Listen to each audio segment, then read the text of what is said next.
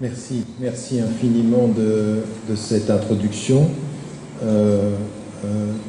très complète. J'aimerais également remercier beaucoup le maire et toute son équipe de cet accueil, puisque c'est en l'espace de 2 ans ma deuxième visite et la deuxième fois que j'ai le plaisir et l'honneur de pouvoir intervenir dans cette salle.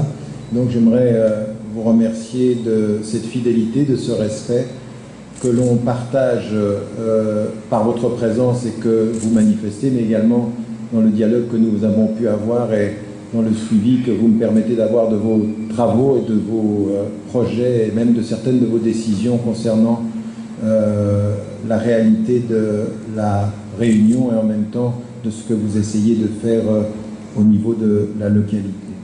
Ce que j'aimerais faire ce soir, dans le temps qui m'est imparti, vous imaginez bien qu'en 45 minutes à 1 heure d'intervention, parler des grands défis de notre époque, c'est un défi tout à fait qui dépasse les capacités ou mes capacités intellectuelles, ou en tout cas le temps ne me permettrait pas d'observer ou de questionner notre époque de façon exhaustive. Néanmoins, ce que j'aimerais faire, c'est ouvrir un certain nombre de réflexions sur un certain nombre de chantiers et vous demander à vous qui êtes des Réunionnais dans le pluralisme de cette société qui est la vôtre, vous êtes Réunionnais avec des appartenances qui parfois et des présences qui sont centenaires voire millénaires, et puis des mémoires qui sont différentes avec de nouveaux citoyens, de nouvelles personnes, de nouveaux citoyens et de nouvelles présences, puisque la société réunionnaise, sous vos yeux, est en train de changer, elle est en train de s'enrichir. Certains pourraient avoir la tentation de penser qu'elle se perd, alors qu'en fait elle s'enrichit et y gagne. Et ce que j'aimerais vous proposer, c'est que ces défis qui nous sont communs, vous les observiez non pas en niant votre appartenance, mais de là où vous êtes. En d'autres termes, le défi de l'époque, il n'est pas un défi qu'il faut théoriser pour tous au-delà de nos têtes, mais qu'il faut intérioriser en chacun dans le quotidien de nos vies. Et donc ce que j'aimerais, c'est vous proposer un voyage dans les grands défis de l'époque, mais à partir de là où vous êtes, à partir de la société dans laquelle vous vivez et à partir de vos appartenances, qu'elles soient religieuses, que vous soyez hindou, chrétien, musulman, que vous soyez athée ou agnostique. Vous êtes réunionnais, vous vivez dans ce pays, ou même pour ceux qui sont de passage. La question, c'est comment réfléchir les grands défis de notre époque à partir de là où nous sommes, non pas pour les penser dans la théorie, mais pour les approcher dans le caractère pratique et dans notre engagement personnel, individuel, qu'il soit collectif, qu'il soit individuel, qu'il soit intellectuel, social ou économique. Première des choses que j'aimerais dire à titre d'introduction. Est-ce que vous m'entendez bien, en fait, parce que j'ai l'impression que ça résonne. Vous m'entendez bien, au fond ? Oui, c'est ce que je pensais. On ne nous entend pas bien. Vous m'entendez mieux, au fond ? Très bien. Donc, simplement à titre d'introduction, ce que j'aimerais mettre en évidence, c'est 2 choses. Si l'on regarde la série de défis qui vont être les nôtres à notre époque, aujourd'hui, ce que nous vivons, ils sont la traduction, voire même la conséquence de 2 phénomènes qui sont concomitants et apparemment contradictoires. Concomitant, ça veut dire qu'ils se passent exactement au même moment et que l'un nourrit l'autre et l'autre est la conséquence de l'un et réciproquement. C'est-à-dire que c'est comme l'œuf et la poule dans la vieille question philosophique. En d'autres termes, nous vivons aujourd'hui une époque que nous nommons, pour faire court depuis un certain nombre d'années, la globalisation. La globalisation, on peut la rejeter, on peut même penser à une autre globalisation. Vous savez que les altermondialistes, qui d'abord étaient des anti-mondialistes, étaient d'abord s'opposaient à la mondialisation, puis ensuite on pensait qu'il fallait une autre mondialisation. Mais de toute façon, la globalisation, en anglais, le terme que l'on emploie, c'est globalisation. Certains penseurs ont fait la différence entre globalisation et mondialisation. Je ne vais pas rentrer dans ces spécificités linguistiques, voire idéologiques, mais la globalisation est un fait. Que vous le vouliez ou non, même vous, ici à l'île de la Réunion, la pensée insulaire ne peut pas survivre sans être en interactivité avec la pensée globale. vous êtes habité désormais par la pensée globale, et celle-ci se traduit essentiellement selon trois tendances majoritaires, mais pas seulement. La première, bien entendu, c'est la globalisation, et qu'on a commencé à la penser de cette façon, c'est la globalisation économique. C'est-à-dire qu'à partir d'un certain moment, ce qui fut à un moment donné l'État-nation qui pouvait gérer une partie de ses économies, avec les dernières décennies, tout ceci a éclaté. L'économie mondiale a raison des économies nationales. Et qu'on peut après, d'un point de vue identitaire, espérer revenir à des économies nationales ou avoir des replis économiques, comme vous l'entendez, c'est un certain nombre de partis d'extrême droite en Europe aujourd'hui, ne serait-ce par exemple que par rapport à la question de l'euro, que par rapport à l'économie. On a un phénomène aujourd'hui de globalisation dont la première traduction est celle de la globalisation économique, qui fait en sorte, cette globalisation économique, elle a un impact sur tous les processus politiques de tous les pays. On ne peut plus penser la démocratie, on n'a jamais pu le faire, mais à plus forte raison maintenant, on ne peut plus penser les dynamiques démocratiques et politiques sans tenir compte des réalités économiques qui sont aussi le substrat de la puissance. Deuxième élément de cette... vous m'entendez toujours au fond? Donc tant que vous ne plaignez pas, je continue. Deuxième élément, on le sait, qui est directement lié à cet impact de la globalisation économique, c'est la globalisation de la culture. D'ailleurs, même pour certains, dans les résistances du Sud global, de ce qu'on appelle de Global South, il y avait cette idée, en fait, la globalisation, c'est un autre nom de l'occidentalisation.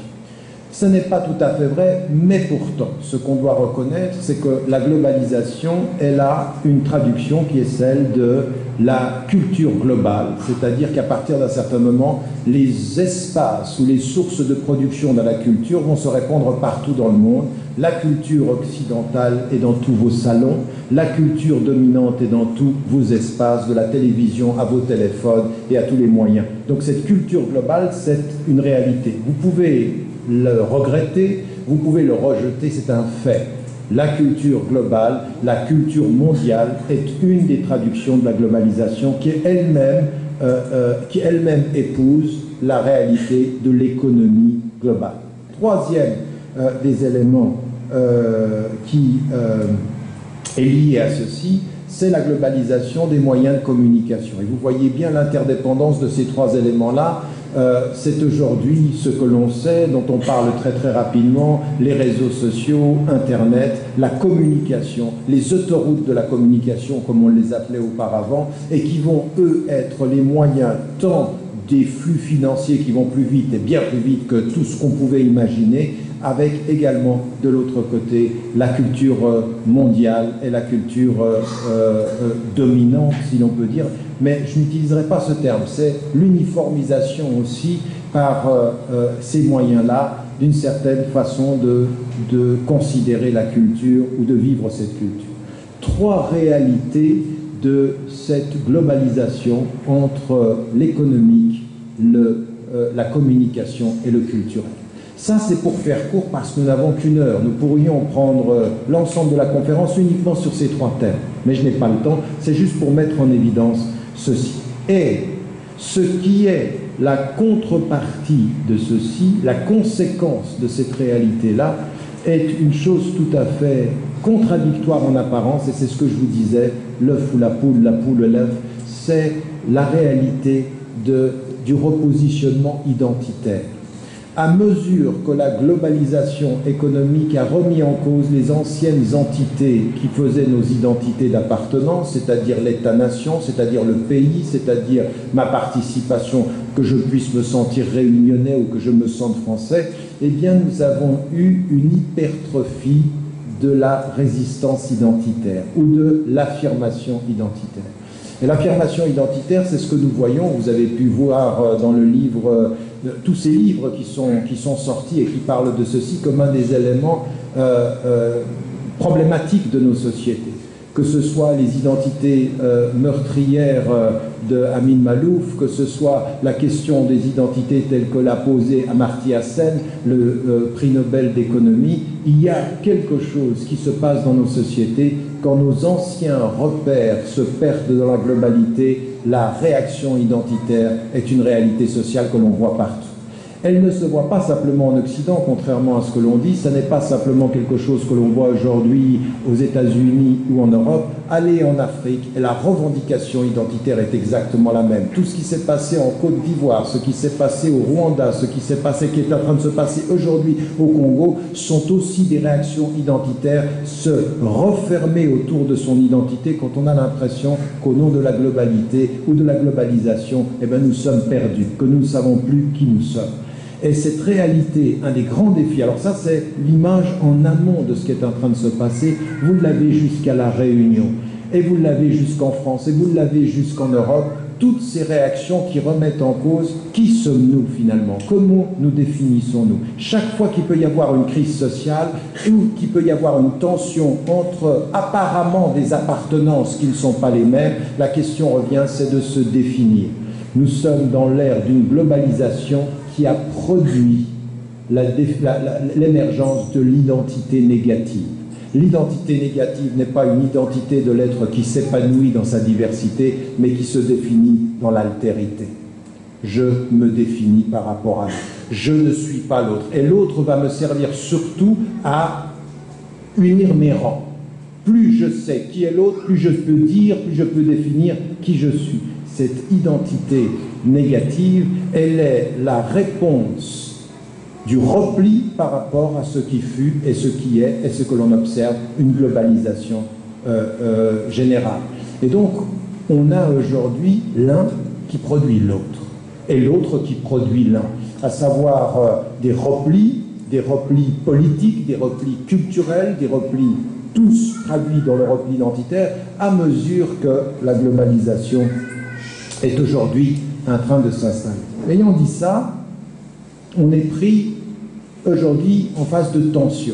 Parce qu'il est facile aujourd'hui d'être assis dans une salle comme celle qui nous reçoit ici, cette très belle salle, et puis d'avoir l'esprit ouvert en se disant que oui, nous sommes pour l'universel commun. Ce n'est pas pareil quand vous sortez de la salle et que vous faites face à des réalités, des rues qui changent parce que la société a changé, que vous faites face au chômage et que vous pouvez avoir des discours qui vous disent « nous avons la solution ». Le fait du chômage, c'est l'autre. C'est celui qui vient prendre votre pas. Les anciennes rengaines que nous entendions des partis xénophobes qui vont jouer au cœur de la globalisation sur l'élément identitaire et qui va donner des réponses simples à des questions très complexes. Donc il est facile d'être ouvert, assis sur une chaise quand on ne fait pas face aux problèmes sociaux, quand on n'est pas dans les vraies questions sociales. Et c'est de là où je vous demande de réfléchir aussi à ces grands défis qui sont les défis de notre époque. Non pas pour les voir de haut comme quelqu'un qui les dépasse, mais pour les voir en face, comme quelqu'un qui veut les gérer. Les grands défis demandent le courage de leur gestion et non pas simplement la passivité de leur observation. Et trop souvent, nous sommes intellectuels ou politiques ou profession libérale en train d'observer les problèmes et de théoriser sur un monde qui va mal, mais pas forcément d'avoir le courage de regarder en face de ces réalités. Et de nous tous, de là où nous sommes, de nous reconvoquer, de nous réconcilier avec nos principes, parce qu'encore une fois, dire l'humanisme, dire les droits de l'homme, dire le refus du racisme, c'est une chose. Vivre en cohérence concrète, c'est-à-dire en cohérence active, dans un monde où ces principes-là sont tous les jours de notre vie trahis, suppose un courage de la conscience, un courage du politique, un courage du citoyen. Sans courage, vous trahissez vos principes et ne faites que les dire avec la voix, non pas les vivre avec la société. Et donc aujourd'hui, nous avons besoin de personnes qui traduisent ceci. Et là, je ne parle ni à des citoyens qui seraient catholiques, hindous, musulmans, je parle aux êtres humains que nous sommes, frères en humanité, parce que ça c'est le plus important pour nous. Il y a une chose qui est réelle, que vous le vouliez ou non, quelle que soit la couleur de votre frère, que vous l'acceptiez ou non, il est, au-delà de tout ce que vous pourrez dire, votre frère et votre sœur en humanité. Qu'il soit noir, qu'il soit blanc, qu'il soit basané, qu'il soit de quelque origine qu'il soit et de quelque statut social, commencez par le premier élément de la dignité, frères et sœurs en humanité. Et donc une fois qu'on a dit ça, on commence maintenant ce cheminement au travers d'un certain nombre de défis. Le premier défi auquel nous faisons face aujourd'hui est un défi qui est celui, par exemple, dont on avait discuté avec Edgar Morin dans le livre que nous avons fait ensemble. La dernière fois que j'étais venu, nous ne l'avions pas terminé, ou nous ne l'avions même fait, mais sur lequel nous nous sommes reconnus. Lui, de tradition et d'origine juive athée, et qui parle avec un autre être humain. Et mon dernier livre, je le lui dédie à Edgar Morin, frère en humanité. Parce que j'ai rencontré non pas simplement un intellectuel que je respecte, j'ai rencontré un frère sur lequel nous avons parlé de la fraternité, du pardon et de l'exigence. Et il y a une chose sur laquelle nous étions d'accord comme l'un des plus grands défis, c'est la question du sens, c'est la question des finalités. C'est-à-dire qu'à partir d'un certain moment, quand un monde explose dans la globalisation par la surdétermination des moyens, vient se poser la question, les moyens, pourquoi? Quelle finalité? Que voulons-nous réaliser? Et le premier des espaces sur lesquels nous devons nous arrêter, il vient où? Quel est le grand défi où nous voyons toutes sociétés confondues, du nord les plus industrialisées des sociétés, au sud les plus pauvres des sociétés, est celui de l'éducation. Vous éduquez vos enfants, pourquoi? Quelle est la finalité de l'école? D'être des êtres qui sont des instruments d'une économie en marche ou des sujets d'une vie et d'un respect de la vie? Est-ce que notre éducation, elle est une éducation qui produit les instruments d'une machine ou la conscience d'une humanité, de frères et de sœurs en humanité? C'est une question essentielle. Et nos réformes scolaires sont surtout structurelles. Nous n'arrêtons pas de réformer les structures scolaires et nous manquons à l'appel de questionner les programmes scolaires, le contenu de la scolarité, les ordres, parce qu'on ne peut pas continuer pendant des années à garder les mêmes ordres comme s'ils étaient toujours les mêmes. Un jour doit venir où nos consciences sont interpellées. Qu'enseignons-nous à nos enfants? Dis-moi ce que tu enseignes, je serai ce que tu attends de moi.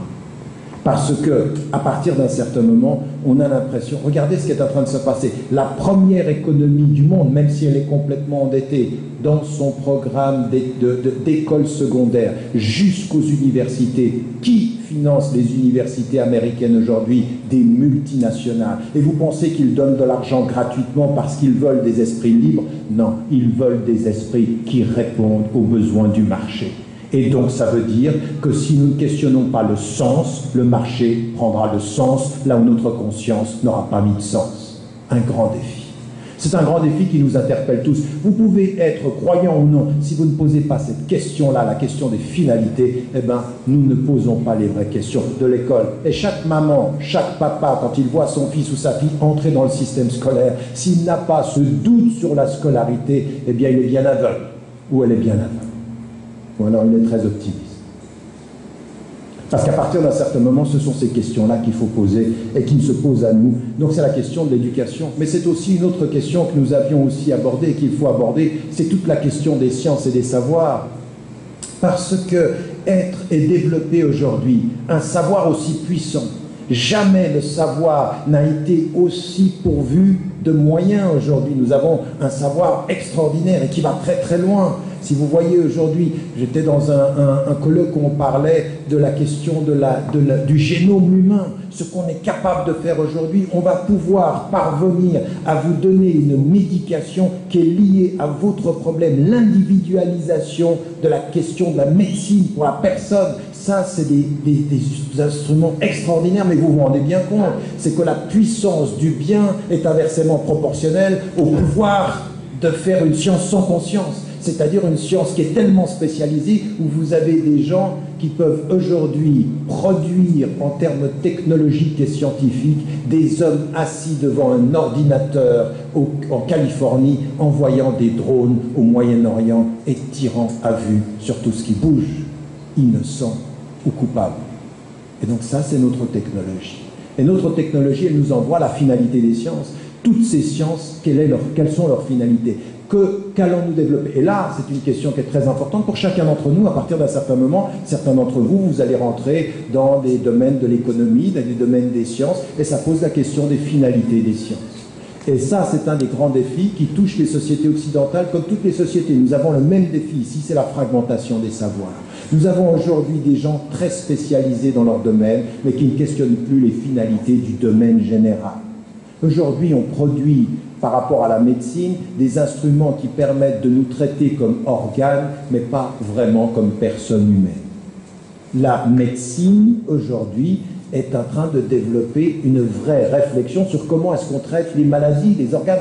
Mais finalement, la vraie question qu'on devrait poser sur la finalité des sciences médicales, par exemple, qu'est-ce que c'est que la personne humaine? Qu'est-ce que c'est qu'être en bonne santé? C'est pas avoir mal, c'est pas avoir la douleur, au point aujourd'hui qu'on peut produire des malaises pour vendre le médicament. Donc en l'occurrence, ce sont des questions de fond, ceci, qui nous touchent tous. Et là, ce sont des questions sur lesquelles nous avons un grand défi. En d'autres termes, la question du sens. Et s'il y a une question que les spiritualités questionnent, hindoues, bouddhistes, chrétiennes, juives, athées même, agnostiques, c'est là où on devrait se retrouver. Si j'ai une question, moi, de là où je me trouve, dans ma singularité de croyant, c'est de poser la question des finalités. Je dois partager avec tous ceux qui ont une conscience, la conscience que l'on va impliquer ou avec laquelle on va s'adresser aux sciences contemporaines. Une conscience humaine qui questionne les sciences contemporaines. Ça devrait être quelque chose sur laquelle nous nous rencontrons. Au lieu de passer notre temps à nous poser la question de savoir si on va vivre ensemble, on n'a pas le choix, c'est fini, cette question-là, c'est une distraction stratégique pour des personnes qui ont le temps de débattre de rien. On va vivre ensemble, et nos enfants, ils vont vivre la même chose que ça, c'est-à-dire des sciences aujourd'hui qui sont en train de nous faire avancer sans que nous ayons la conscience de leur gestion. Ça, c'est les vraies questions. Et ça veut dire l'éducation dans les écoles. Ça veut dire comment ensemble on va vivre dans l'éducation de nos enfants, l'instruction de nos enfants, leur donner les équipements, les instruments de leur autonomie. Non pas qu'ils deviennent les objets des sciences, mais les sujets qui donnent du sens à la science. Non pas les objets des sciences, mais des sujets qui donnent du sens à la science. Est-ce que ça n'est pas... Et là, aujourd'hui, ce sont nos défis contemporains. Et vous, ici, sur l'île de la Réunion, c'est un défi qui est le vôtre, à ne pas poser ces questions. Ces questions vont s'occuper de vous. Elles vont s'occuper de vous. Elles vont s'occuper du manque de conscience d'êtres humains aujourd'hui qui sont en train de passer à côté des vraies questions. Aujourd'hui, on est en train de se poser la question de savoir est-ce qu'on s'accepte ou pas. Mais tu crois que tu as le temps de m'accepter ?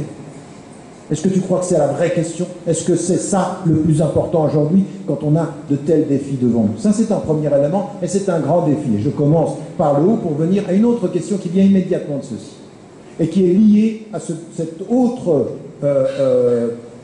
élément, c'est celui du pluralisme. Aujourd'hui, nos sociétés sont pluralistes et partout dans le monde, dans les régions les plus éloignées, votre pensée insulaire qui vous a protégé des vagues migratoires, c'est terminé. L'île de la Réunion, vous êtes une société pluraliste. Alors, on a le choix. Ou on comprend que le pluralisme, c'est une erreur de l'histoire, ou est-ce qu'on comprend que c'est la richesse de l'humanité? C'est aussi simple que ça. Une richesse, une erreur de l'histoire, on s'est trompé, il faut qu'on revienne. Il faut qu'on revienne en arrière, ce que nous disent tous les partis populistes d'extrême droite. Revenons en arrière, refermons-nous, ou alors on comprend que ça c'est une erreur de l'histoire, ou on se dit c'est une richesse de l'humanité.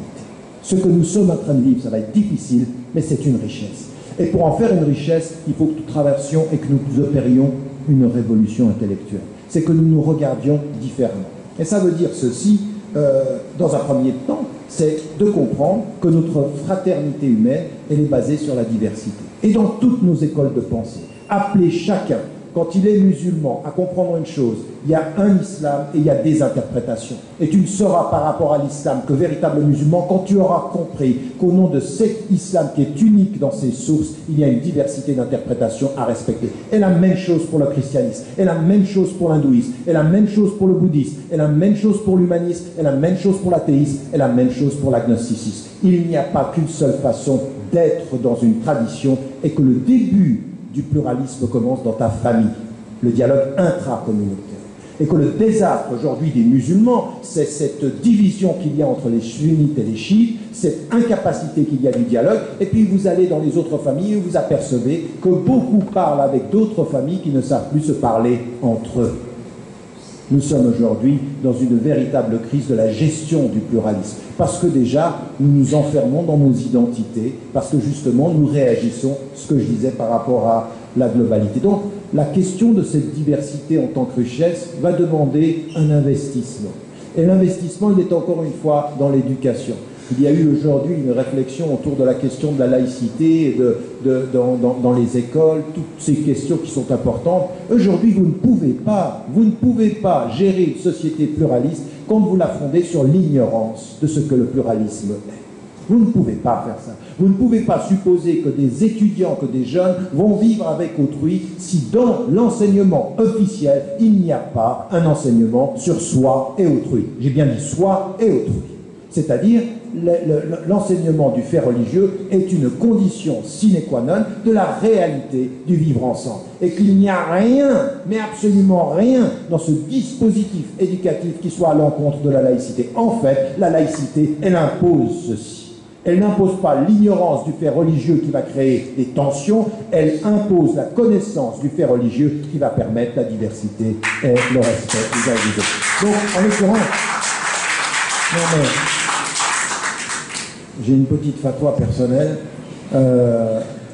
qui consiste à essayer de ne pas applaudir pendant le propos et puis d'essayer de le comprendre, puis qu'ensuite on soit dans le débat les uns et les autres. Mais ce que je voulais dire, parce qu'on n'est pas dans un meeting politique, même si parfois mon expression en donne l'air.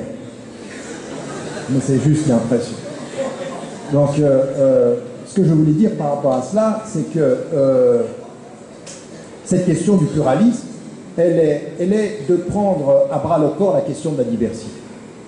Elle doit être prise à bras-le-corps dans nos systèmes éducatifs. Elle doit être prise également dans la reconnaissance des changements. Aujourd'hui, chacune et chacun d'entre vous vivant sur cette île, il y a un vrai travail à faire, qui est un travail de réforme de sa façon de penser. C'est fini. Ce qui a été l'homogénéité de la diversité des temps passés est en train aujourd'hui d'évoluer, et il va falloir tenir compte, par exemple, de toute cette nouvelle migration qui est venue s'installer, qui est devenue réunionnaise, qui est devenue française, et qui maintenant participe de cette réalité-là. C'est un nouveau paysage. Et ça veut dire que ceci, il faut le célébrer. Il faut le célébrer. Mais pour le célébrer, il ne faut pas être assis et le célébrer sans les conditions de la célébration. Et les conditions de la célébration, ce n'est pas une espèce de romantisme sur le pluralisme où on vit ensemble, surtout quand on est dans une vie élitiste, ou quand on a son travail, ou qu'on est dans l'élite politique. Non, c'est quand on descend à la base, c'est quand on est avec les vrais problèmes. Ça veut dire que les conditions, c'est effectivement comprendre qu'il y a des conditions objectives, sociales, qui empêchent de célébrer le pluralisme si on ne s'en occupe pas. La question de l'emploi, la question de la justice sociale, la question de la reconnaissance des droits égalitaires de tous. Si on ne s'occupe pas du politique, l'émotif va s'occuper du pluralisme. Mais si on s'occupe des caractères socio-économiques de ces réalités-là, alors le pluralisme prend un sens. Ça commence par une école égalitaire. Et ça se construit ensuite par des vraies politiques de justice sociale, des vraies reconnaissances des droits des citoyens et des résidents. L'un ne va pas sans l'autre. Le pluralisme culturel passe pour être bien géré par des vraies politiques socio-économiques qui font qu'à un moment donné, on ne confond pas le problème socio-économique avec le problème culturel et qu'on n'inverse pas les choses en disant vous avez un problème socio-culturel ou un problème de violence ou un problème de marginalité parce que vous êtes comorien ou parce que vous êtes musulman ou parce que vous êtes ci ou parce que vous êtes ça. À ne pas s'occuper des causes, on finit par se tromper sur les réalités, les conclusions de cette démarche. Et le pluralisme suppose de ce point de vue-là un engagement de tous. Et ça veut dire aussi Ça veut dire aussi une chose très très importante et qui est liée avec ce qui s'est passé en France, avec la condamnation ferme que vous avez pu entendre, que j'ai pu dire et répéter après les attentats terroristes contre Charlie Hebdo, qui sont à condamner sans absolument aucune autre condamnation que la condamnation absolue, en disant « ça ne peut pas être ». Ayant dit ceci, elle suppose, la société plurielle, que nous comprenions qu'il faut défendre des droits et ne pas accepter les censures. C'est-à-dire, le droit à la liberté d'expression doit être un droit que l'on défend et que l'on respecte. Il y a un élément, néanmoins, qui est particulièrement important et qui va être un des éléments de la compréhension dans toute la philosophie occidentale, et en particulier dans la philosophie française, dans ceux qui ont été les garants de l'ère et de la pensée des Lumières. Et vous les prenez dans l'ordre, que ce soit Voltaire, que ce soit Montesquieu, que ce soit Rousseau, que ce soit Diderot, tous ceux qui ont fait la conscience et la dignité, jusqu'à Victor Hugo, de la pensée française, ont toujours mis en évidence le droit à la liberté de la critique, bien sûr. Mais vous n'en trouverez pas un qui, par rapport à la liberté, n'ait pas considéré que dans l'expression de la liberté, il y avait le droit de pouvoir le dire et la responsabilité de savoir comment le dire. Et qu'à partir d'un certain moment, dans une société plurielle, il faut le défendre, ce droit à dire. Mais dans le pluralisme, il faut comprendre, chacun d'entre nous, que nous avons une responsabilité dans l'usage du droit à la liberté. Et cette responsabilité ne suppose pas qu'on ne dise pas ce qu'on pense, mais qu'à un moment donné, on considère que nous vivons dans une société avec des sensibilités, avec des mémoires, avec des histoires, et que à insulter l'autre pour se donner l'impression qu'on a le pouvoir de sa liberté, c'est parfois faire preuve de peu de dignité dans l'usage de cette liberté. Vous m'avez bien compris. Je ne veux absolument aucune loi, pour ce qui me concerne, qui serait contre la liberté d'expression. Mais j'appelle dans une société plurielle à la conscience de la responsabilité, de la façon dont on dit les choses, de la façon dont on s'exprime. Et qu'à partir de ce point de vue-là, il est important que ceux qui se sentent atteints dans leur sensibilité ou dans leur croyance, quand la liberté d'expression s'exprime, peuvent appeler autrui à la responsabilité, mais ont le devoir de la distance critique. C'est-à-dire, soit, puisque tel est votre vœu de vous exprimer, exprimez-vous. J'ai, quant à moi, le devoir intellectuel est de reconnaître votre droit et de prendre sur moi et de m'éloigner dans la distance intellectuelle de ce que vous pouvez dire. J'ai le droit librement d'ignorer vos insultes. Donc en l'occurrence, on va devoir les uns et les autres s'équiper à la gestion de la liberté d'expression, parce que les uns vont l'utiliser comme une arme, les autres vont l'utiliser comme élément de la pensée victimaire, et les deux ont tort. Ceux qui font de la liberté d'expression une arme et ceux qui utilisent la liberté d'expression comme étant l'expression du fait qu'ils sont victimes ont tous les deux tort. Il faut des êtres responsables. Que ceux qui veulent s'exprimer librement et ont envie de tout dire qu'ils le disent, et ceux qui, de ce point de vue-là, doivent faire face à cette liberté-là, eh bien, s'équipent intellectuellement à prendre la distance nécessaire pour qu'on puisse vivre ensemble. C'est une co-éducation. Il faut aussi qu'on comprenne que dans cette expression-là, il doit y avoir la responsabilité de savoir user de ses droits, surtout quand on est dans une société plurielle.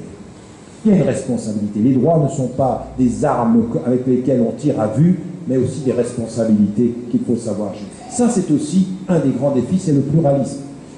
Vient de ce pluralisme aussi une autre dimension, qui est l'une des réalités sur laquelle nous devons nous arrêter. Aujourd'hui, je l'ai dit au départ, nous avons une pléthore de moyens. Et nous nous apercevons aujourd'hui que les moyens techniques, la technologie nous dépassent. Et nous avons une formidable capacité à utiliser des moyens, c'est vrai sur les réseaux sociaux, c'est vrai sur tout ce qui concerne la technologie. Nous avons nos jeunes qui parfois nous dépassent dans l'usage de ces techniques-là, voire même nous sommes dans des réseaux de communication. Ce que l'on sait sur les réseaux sociaux, c'est censé être des réseaux de communication, et vous savez qu'on échange souvent des informations. Est-ce à dire que nous communiquons vraiment? Nous sommes dans un déficit de communication et une pléthore de moyens de communication, nous sommes dans une pléthore de moyens d'information et que nous ne savons pas. Vous savez que des études américaines ont mis en évidence que la charge d'information que nous recevons quotidiennement aujourd'hui par les nouveaux réseaux sociaux est supérieure à notre capacité intellectuelle à les absorber. C'est-à-dire qu'à un moment donné, ça n'est plus notre intelligence qui gère, c'est notre émotion qui réagit. Et qu'à partir d'un certain moment, la diffusion d'informations à grande vitesse sur nos intelligences produit quelque chose que nous ne maîtrisons plus. Nous devenons émotivement réactifs plutôt qu'intellectuellement intégrant les données. Et ça veut dire qu'on a des moyens tellement puissants qui peuvent déstabiliser nos consciences, nos capacités à prendre le temps.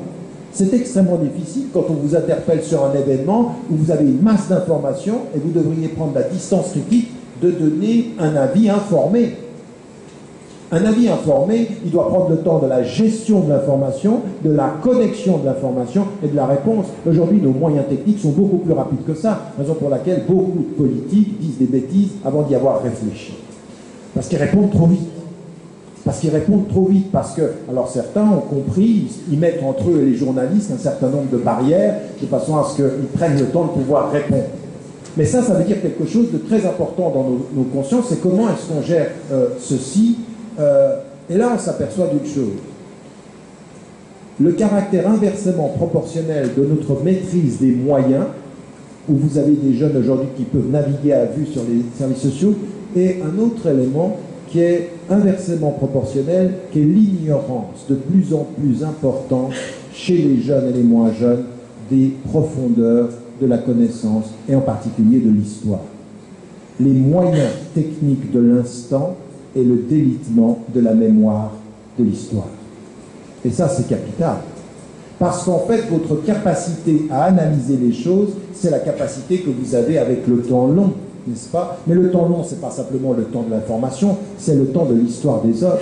Or, aujourd'hui, dans tous nos systèmes scolaires, l'histoire est le parent pauvre. On a de moins en moins de notions historiques. Et donc, la notion historique, quand vous êtes ignorant de l'histoire et que vous devez répondre dans l'instant, vous êtes doublement aliéné. Vous répondez à l'événement sans la séquence événementielle et vous répondez par l'émotif sans la protection intellectuelle.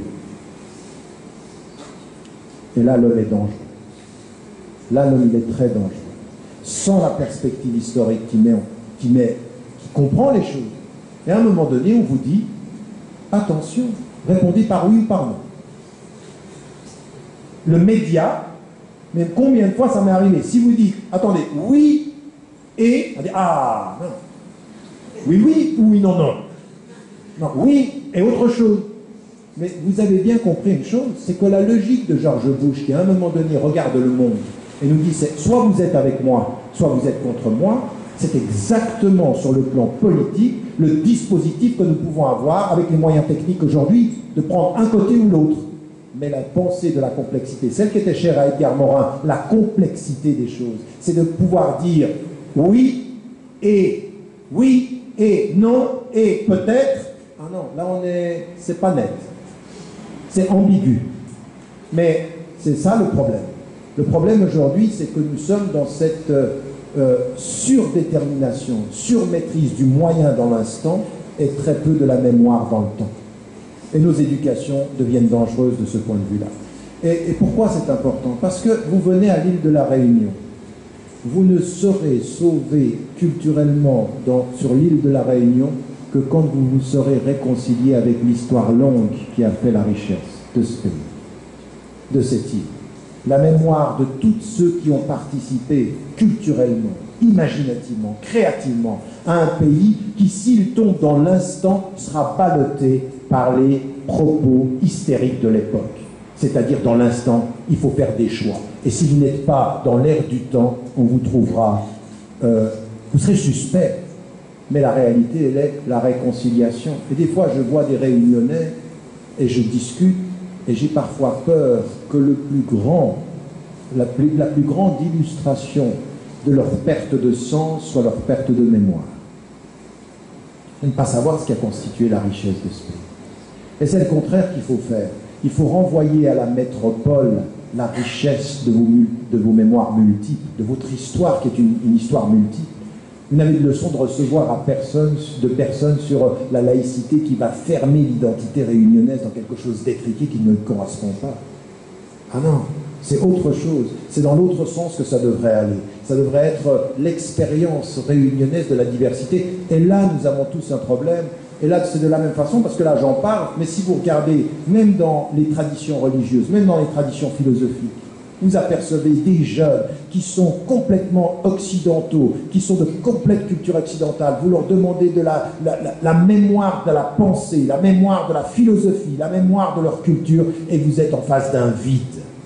Vous êtes en face d'un vide, c'est-à-dire extrêmement rapide avec Internet, complètement perdu avec l'histoire.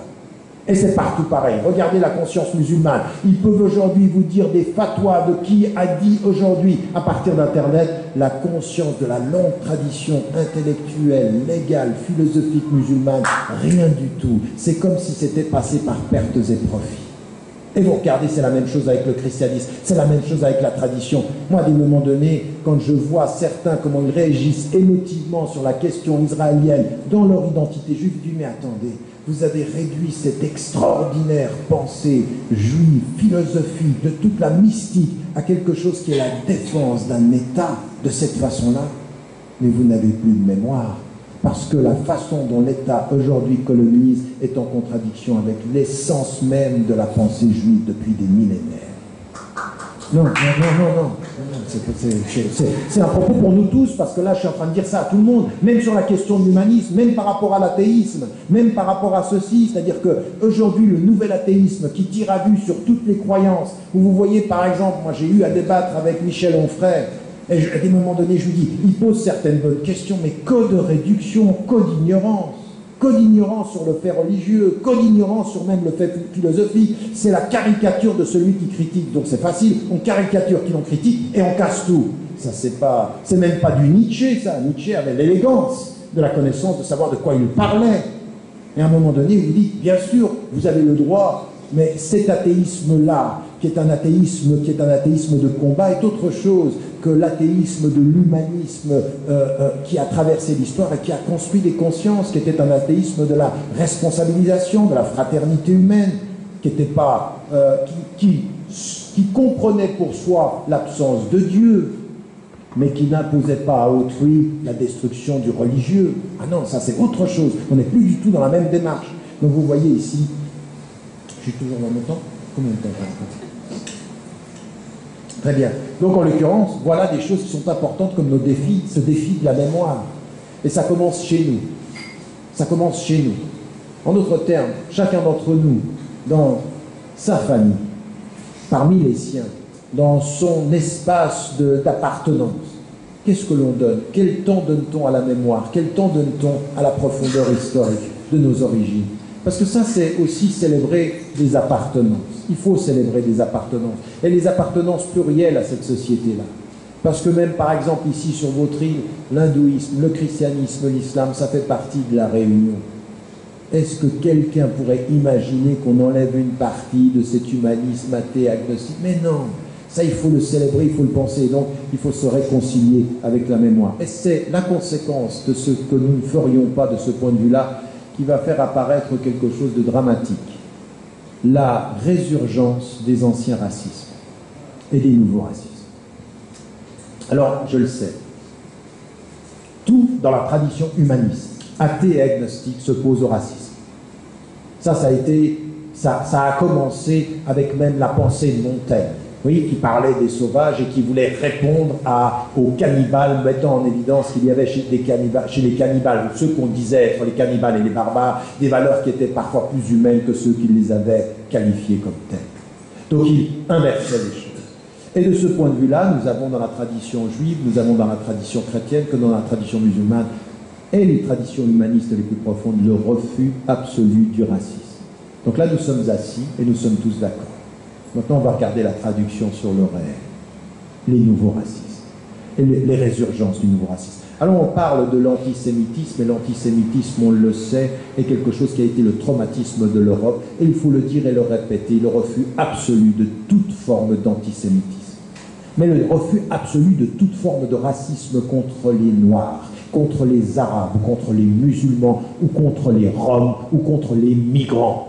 Ça, ce sont des conditions sine qua non du vivre et de la dignité.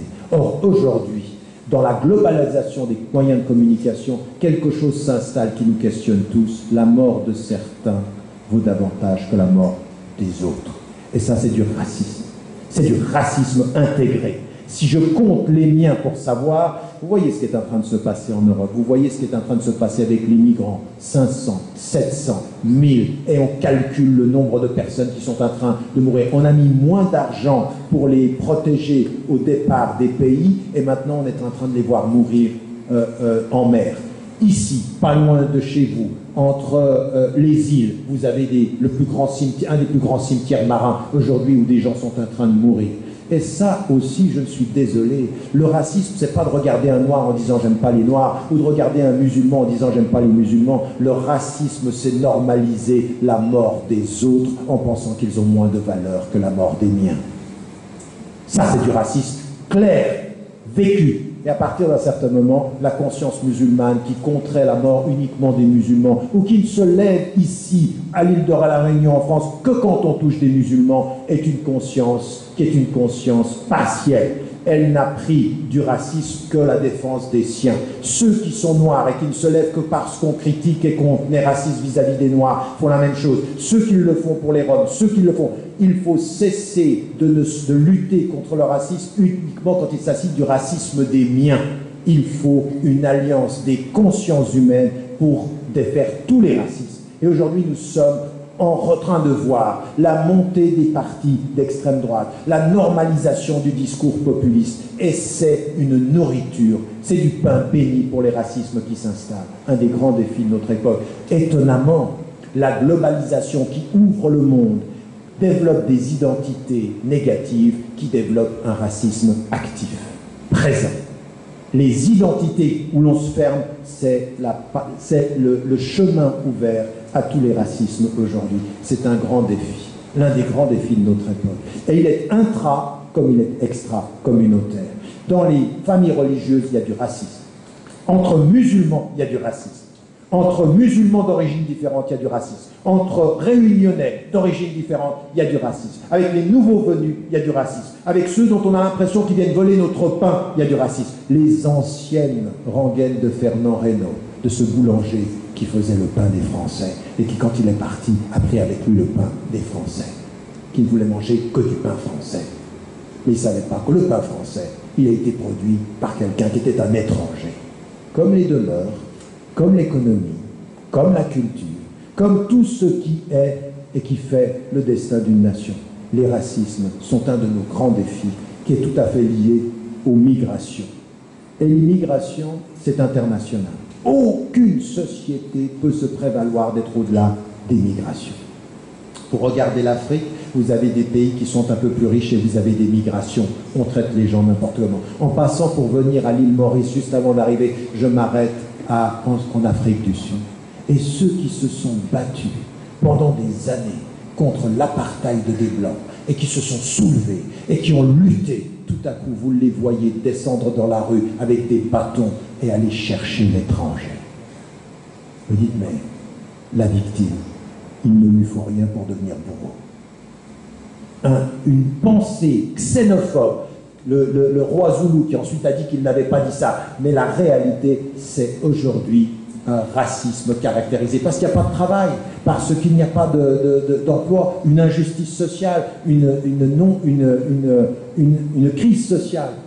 Et ceux qui se sont battus pour dire « nous sommes à égalité des Blancs » sont en train de trouver de nouvelles victimes et deviennent xénophobes. En Afrique, donc l'Afrique est touchée par le même problème. L'île de la Réunion, la même chose. L'Europe, la même chose.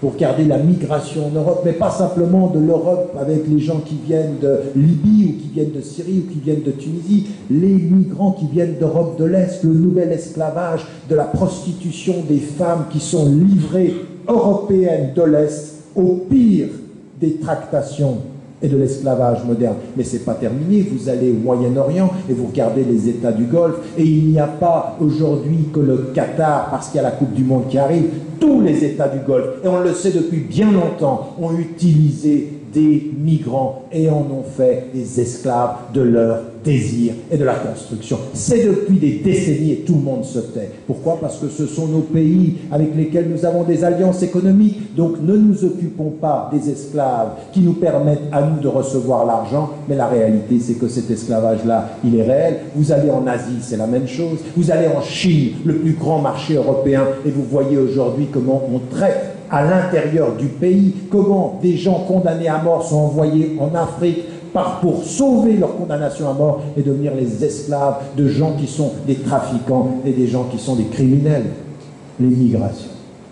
L'immigration nous touche tous, et à partir d'un certain moment, on peut rester ici à philosopher sur les grands défis, mais à un moment donné aussi, il faut que nous soyons responsables. Il faut que nous soyons une conscience citoyenne responsable, que nous disions quelque chose sur ces choses-là, mais sans sélection, pas en regardant les migrations des autres. Oui, pas en disant, regardez ce que fait l'Europe, et ne pas regarder ce qui se passe au Moyen-Orient, ou ce qui se passe en Asie, ou ce qui se passe ici.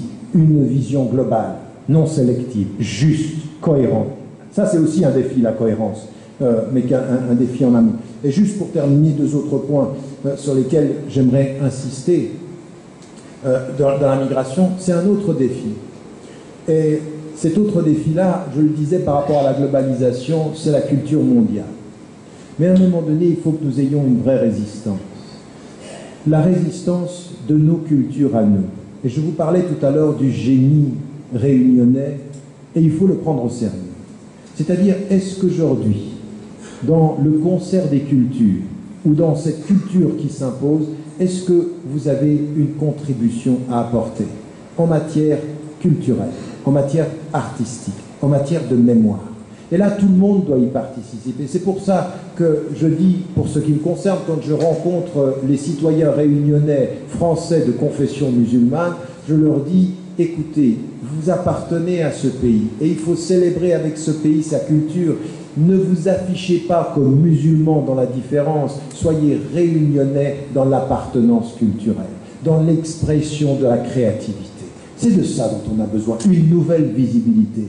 Quand l'extrême droite voudrait vous faire disparaître, apparaissez différemment.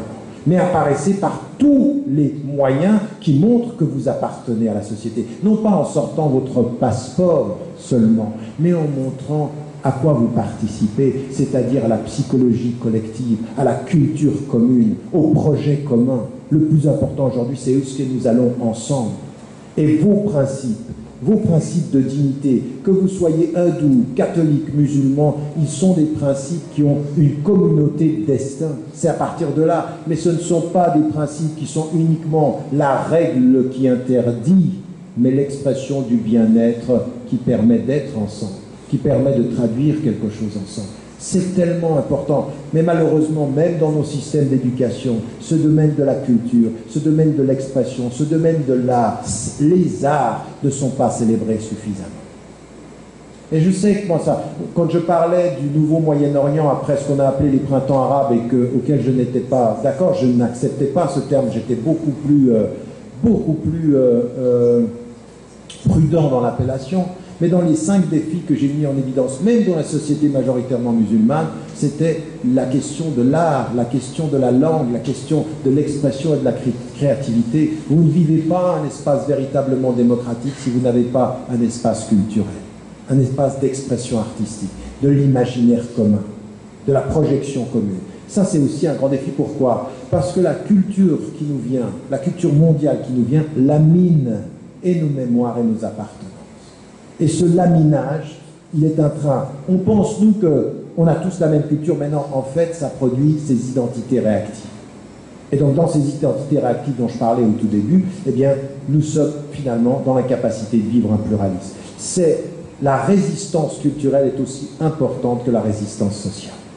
La résistance sociale est aussi importante que l'affirmation de soi. Et ça veut dire, dans l'expression culturelle, admettre que l'on est soi, être confiant, être serein par rapport à ce que l'on est. Et moi, ce que je dirais à chaque Réunionnais, à chaque Français de la Réunion, à aucun moment ne soyez moins ce que vous êtes pour donner l'impression que vous êtes avec les autres. Non, soyez qui vous êtes et construisez avec les autres cette cette société du pluralisme, cette société de la diversité des mémoires, mais qui se prend en charge. Et vous comprenez bien, c'est ce que je vous disais, que chacun, dans ses grands défis contemporains, doit partir de ça, son élément d'appartenance. Que ceux qui sont dans la salle de tradition humaniste athée, ou humaniste agnostique, ou humaniste chrétienne, ou humaniste juif, ou humaniste hindou, ou humaniste bouddhiste, ou humaniste musulman, se posent la question de partir de là où elle ou il est, pour se poser ces vraies questions-là. Parce qu'on le veuille ou non, nous avons apporté ceci ensemble.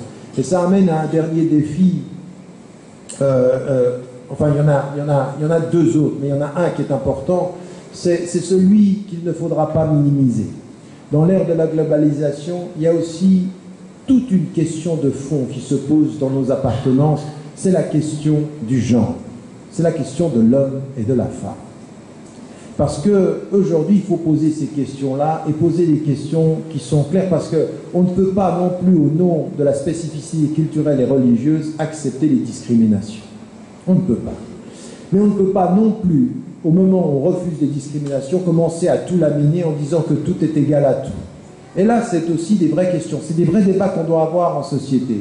Ces idées, par exemple, de dire l'égalité entre l'homme et la femme doit être un fait. Ça ne veut pas dire que la similarité est un fait aussi clair. Cette idée que finalement nous ne sommes que des constructions sociales, il y a du vrai dans le fait que nous sommes des constructions sociales, mais il y a des vraies différences entre une femme et un homme. Nous sommes égaux en droit, nous devons l'être en salaire, mais nous ne sommes pas similaires en être. Et à partir du moment où on comprend l'égalité sans la similarité, la confusion, finalement on ne sait plus ce que... Je veux dire qu'on puisse remettre en cause la famille est une chose, que finalement il n'y ait plus de genre, plus de particularité, plus tout est égal à tout dans ce débat-là, c'est une vraie question qu'il va falloir regarder en face. Il va falloir la regarder en face, cette question-là, parce qu'il en va aussi de la question de l'éducation, il en va aussi de la question du rapport à l'enfant. C'est une question majeure, ceci. Et que ça rentre dans nos écoles en catimini sans qu'on ne pose pas la question aux acteurs de la société, c'est aussi un problème. Il ne faut pas, sur ces questions, une discussion hystérique. Il faut une discussion sage, une discussion profonde. La reconnaissance est le fondement de l'égalité. Et ça, toutes les communautés humaines doivent se poser ces questions-là. Personne dans cette salle ne peut dire que quelque part dans le monde, l'égalité est un acquis. Non, c'est encore une lutte. Et ne serait-ce déjà que dans les salaires.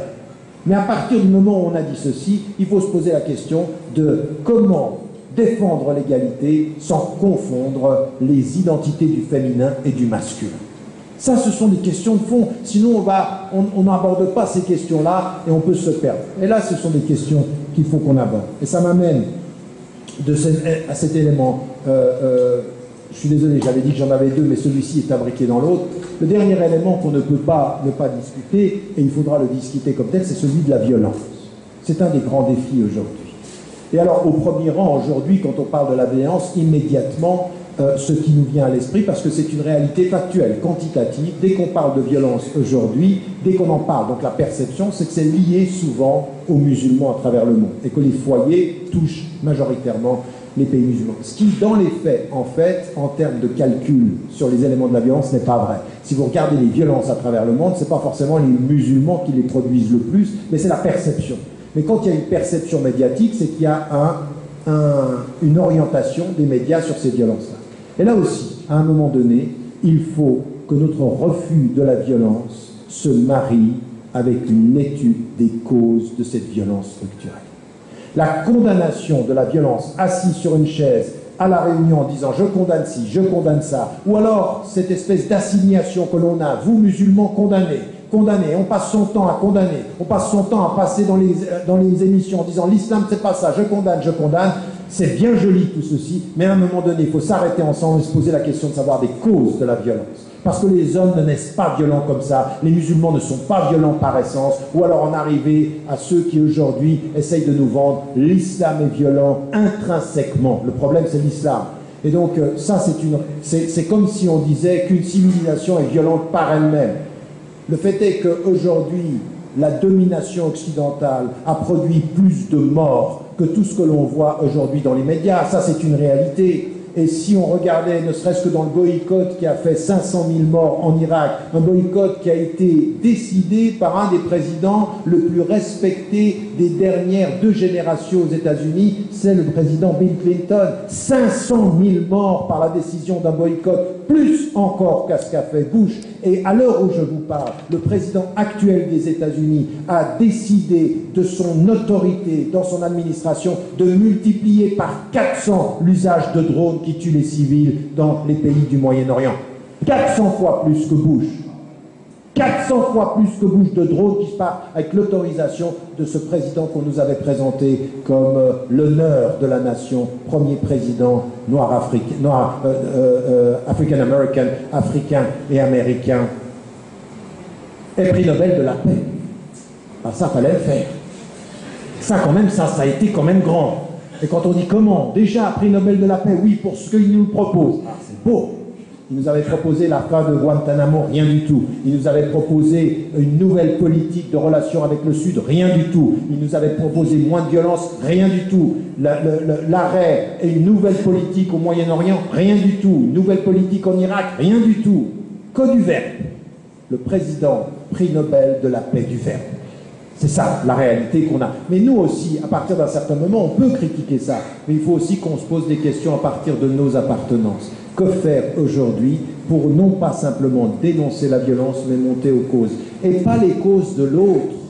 Pas les causes de l'autre. La conscience musulmane contemporaine doit regarder en face le fait qu'il y a un discours musulman aujourd'hui qui propose et qui justifie la violence. Il faut le dénoncer, il faut le déconstruire et il faut le marginaliser. Ça, c'est un élément qui est important. Mais on doit tous faire la même chose. Nos causes à partir de nos appartenances. Quand on est aujourd'hui, quand on présente par exemple la France comme si elle n'était pas en conflit à travers le monde, c'est pas vrai. La France a des positions politiques en Afrique, au Moyen-Orient. Il faut qu'on en parle. Bien sûr qu'il faut condamner ce qui s'est fait dans les rues de Paris, mais on ne peut pas tout le temps déconnecter l'un de l'autre quand quelqu'un vous dit votre politique, on la questionne, il faut la questionner constructivement mais profondément. La politique française commet, et la présidence ou le gouvernement français commet des erreurs et il est de la responsabilité des citoyens, comme Français, loyal à la France, d'être critique. Ça, c'est ce que j'ai toujours appelé la loyauté critique. C'est-à-dire, ma critique, c'est la preuve que je suis loyal. Je trahirais la France si j'acceptais que le gouvernement français puisse ne pas respecter les principes qu'il dit défendre. Je trahirais mon pays si j'étais pour ce que la France peut faire. Non, non, non, non. Ça, il faut le faire vraiment. Ça, c'est le combat quotidien. C'est pas on applaudit, disparaît, puis après on disparaît 10 ans. Non, c'est un combat d'électeurs. C'est un combat de citoyens. Et donc ça aussi, c'est un élément. Donc si vous voulez, les défis sont nombreux. J'ai essayé de parcourir très très rapidement. Je suis désolé, je n'ai pas tout couvert. J'ai essayé de mettre en évidence des pistes, mais qui... Et c'est ça que j'aimerais vous dire. Ma conclusion, elle est celle-ci. Mon but, c'était les grands défis contemporains qui nous concernent tous dans notre accès à l'universel en respectant nos singularités. Et l'universel, ça n'est pas la négation de la singularité. L'universel, c'est ce à quoi c'est ce que nous atteignons quand nous respectons nos singularités et quand nous sommes critiques par rapport à nos modes de pensée de l'intérieur. Et que l'on s'ouvre à ceci. C'est-à-dire la singularité perçue comme une identité ouverte au débat et non pas négative dans l'altérité. C'est-à-dire ouverte, c'est-à-dire oui, j'ai une singularité. Mais bien sûr, moi je suis un intellectuel, tout le monde le sait, en France en particulier, on a intellectuels musulmans. Mais d'ailleurs, même dans certaines émissions, il faut m'inviter que quand on parle de l'islam. Il ne faut pas me parler d'économie, il ne faut pas me parler de... Il y en a un d'animateur français qui m'a un jour invité à une émission, m'a dit, tu sais quoi, tu ne vas pas parler d'islam du tout.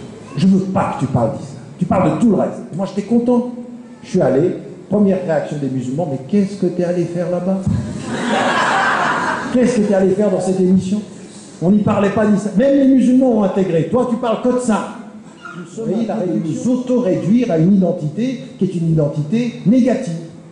Et ça, c'est un problème, quand nous n'arrivons pas à sortir de ces appartenances. Donc de là où je parle, c'est de nous inviter chacun, à partir de nos singularités, d'une identité qui est sereine, mais qui est ouverte parce qu'elle est sereine, à relever les défis de notre époque. Je vous remercie.